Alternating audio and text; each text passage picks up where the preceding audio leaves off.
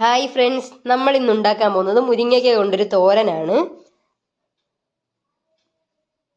നല്ല പിഞ്ച് മുരിങ്ങയ്ക്കയാണേ ഇത്.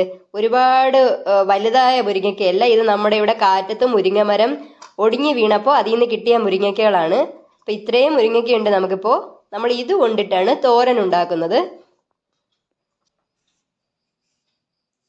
ആദ്യം നമ്മൾ ഇതിങ്ങനെ നെടുകെ കീറണം.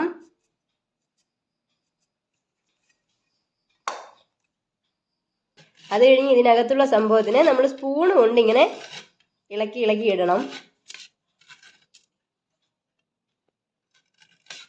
ചില മുരിങ്ങയ്ക്ക തോരൻ എന്ന് വെച്ച് കഴിഞ്ഞാൽ നമ്മൾ ഈ തോടോടെ യൂസ് ചെയ്യും. ഇതിലിപ്പോൾ നമ്മൾ തോട് യൂസ് ചെയ്യുന്നില്ല കേട്ടോ.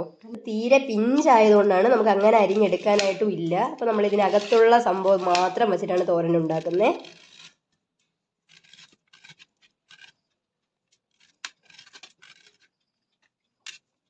ഇനി ഇതെല്ലാം ഇതുപോലെ ചുരണ്ടിയിട്ട് കാണിച്ചു തരാം. ഒരുപാട് നീളമുള്ളതിനെയൊക്കെ ഇതുപോലെ മുറിച്ചിട്ട് നമുക്ക് ചെയ്യുമ്പോൾ കുറച്ചും കൂടെ ഈസി ഉണ്ട് കേട്ടോ. മറ്റേതാകുമ്പോൾ കുറച്ച് കഷ്ടപ്പാടുണ്ട്.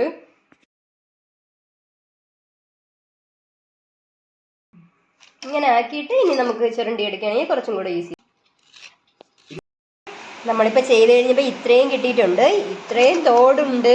പക്ഷെ നമുക്ക് സംഭവം ആകെ ഇത്രയേ കിട്ടിയിട്ടുള്ളൂ. അപ്പോൾ ഒരുപാടുണ്ടെങ്കിലും കുറച്ചേ കിട്ടുള്ളൂ. ഇത്രയും കിട്ടിയിട്ടുണ്ട്. ഇനി നമുക്ക് തോരൻ ഉണ്ടാക്കാം. നമ്മൾ അരിഞ്ഞു വെച്ച നമ്മുടെ മുരിങ്ങയ്ക്ക 1 കപ്പുണ്ട് ഏകദേശം. പിന്നെ 1/4 ഭാഗം സവാള നമ്മൾ ചെറുതായിട്ട് അരിഞ്ഞു വെച്ചിട്ടുണ്ട്. ബാക്കി ഇതാ ഇത്രയും വന്നിട്ടുണ്ട്. 1/4 ഭാഗം സവാള, ബാക്കി മിച്ചം കിട്ടിയിട്ടുണ്ട്. ബാക്കി അത്രയും 1/4 ഭാഗവും അരിഞ്ഞിട്ടുണ്ട്. അപ്പം നമുക്ക് മുരിങ്ങയ്ക്ക 1 കപ്പേ ഉള്ളൂ. അപ്പം മുരിങ്ങയ്ക്ക കുറഞ്ഞതുകൊണ്ട് നമ്മൾ സവാള കൂടുതൽ എടുത്തിട്ടുണ്ട്. 1 കപ്പ് മുരിങ്ങയ്ക്കയ്ക്ക് നമ്മളിപ്പോൾ 1/4 കപ്പ് സവാള എടുത്തിട്ടുണ്ട്. നിങ്ങൾക്കിപ്പം മുരിങ്ങയ്ക്കയുടെ അളവ് കൂടുതലാണെങ്കിൽ നിങ്ങൾക്ക് സവാള അരയൊക്കെ മതി. നമുക്കിപ്പോൾ അല്ലെങ്കിൽ തീരെ തോരൻ കുറഞ്ഞു പോകും. അതുകൊണ്ടാണ് നമ്മൾ സവാള കൂട്ടിയെടുത്തത്. ചട്ടി ചൂടാക്കിയിട്ട് അതിലേക്ക് നമ്മൾ 2 ടീസ്പൂൺ വെളിച്ചെണ്ണ ഒഴിച്ചു കൊടുത്തു. എണ്ണ ചൂടായപ്പോഴേക്കും നമ്മൾ കടുകിട്ട് കൊടുത്തു.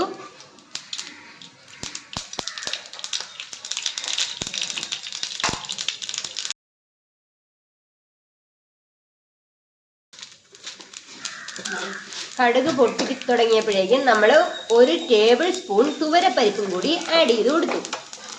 ഇനി ഇതിനെ ചെറുതായിട്ടൊന്ന് വഴറ്റിയെടുക്കണം.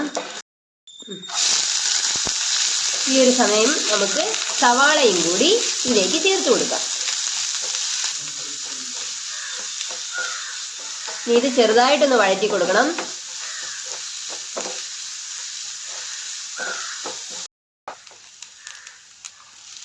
നമ്മുടെ സവാളയെല്ലാം ജസ്റ്റ് ഒന്ന് ട്രാൻസ്പാരന്റ് കളർ ആയപ്പോഴേക്കും നമ്മൾ മുരിങ്ങയ്ക്കയും കൂടി ചേർത്ത് കൊടുത്തു. നമുക്ക് ഇതും കൂടെ നല്ലപോലെ വഴറ്റിയെടുക്കാം. ഇനി നല്ലപോലെ മുരിങ്ങയ്ക്കൊക്കെ വെന്ത് കിട്ടണം.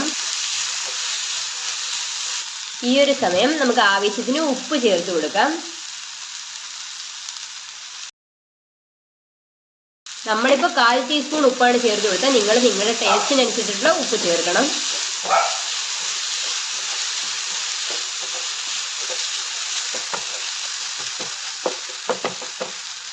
ഇനി ഇത് നമുക്ക് അടച്ചു വെച്ച് നല്ലപോലെ വേവിച്ചെടുക്കാം. ഇടയ്ക്കിടയ്ക്ക് അടപ്പ് തുറന്ന് ഇളക്കി കൊടുക്കണം, ഇല്ലെങ്കിൽ അടുക്കി പിടിക്കും. ഈ ഒരു സമയം നമുക്ക് കൂട്ടുണ്ടാക്കാം. 1 പിടി തേങ്ങ എടുത്തിട്ടുണ്ട്.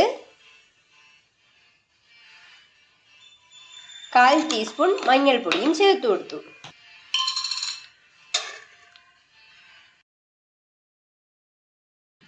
അര ടീസ്പൂൺ കാശ്മീരി മുളക് പൊടി. സാധാരണ മുളക് പൊടിയാണെങ്കിൽ 1/4 ടീസ്പൂൺ ചേർത്താൽ മതി. അര ടീസ്പൂൺ ജീരകപ്പൊടിയും കൂടി ചേർത്ത് കൊടുത്തു. ഇനി 4 വെളുത്തുള്ളി അല്ലി എടുത്തിട്ടുണ്ട്. അതിനെ നമുക്ക് ചതച്ചെടുത്തിട്ട് വരാം. ചതച്ച 4 വെളുത്തുള്ളിയും കൂടി ചേർത്ത് കൊടുക്കാം.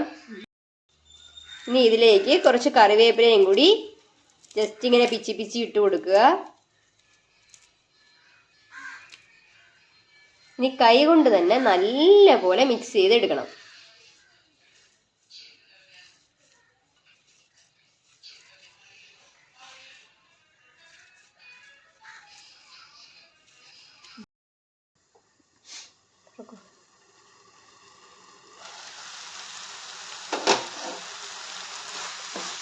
ഇടയ്ക്കിടയ്ക്ക് ഇതുപോലെ തുറന്നിട്ട് ഇളക്കി കൊടുക്കണം.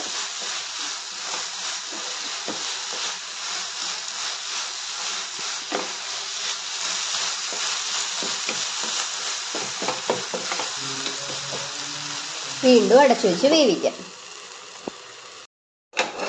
ഓക്കെ, നമ്മുടെ മുരിങ്ങയ്ക്കയും സവാളയും എല്ലാം നല്ലപോലെ വെന്തിട്ടുണ്ട്. ഈ ഒരു സമയം നമുക്കിനി ഇതിലേക്ക് കൂട്ട് ചേർത്ത് കൊടുക്കാം. നല്ലപോലെ വെന്തിട്ടുണ്ട്. നമുക്കിനി കൂട്ട് ചേർത്ത് കൊടുക്കാം.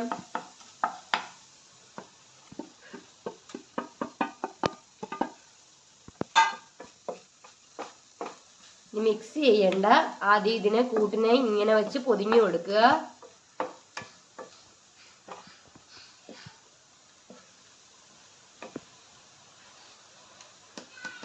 എന്നിട്ട് വീണ്ടും അടച്ചു വെച്ച് കുറച്ച് സമയം അടച്ചു വെക്കുക.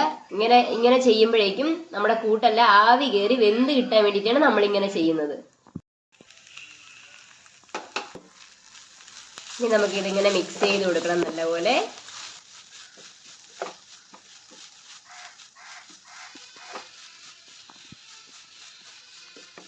ഈ ഒരു സമയം ഉപ്പ് നോക്കിയിട്ട് കുറവാണെങ്കിൽ വീണ്ടും ഇട്ട് കൊടുക്കണം.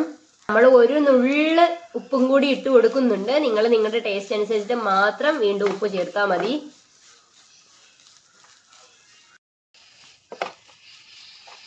ഇനി അടച്ചു വെക്കണ്ട, ഇതിങ്ങനെ ഇരുന്ന് തന്നെ കുറച്ചുകൂടെ വരട്ടിയെടുക്കാം.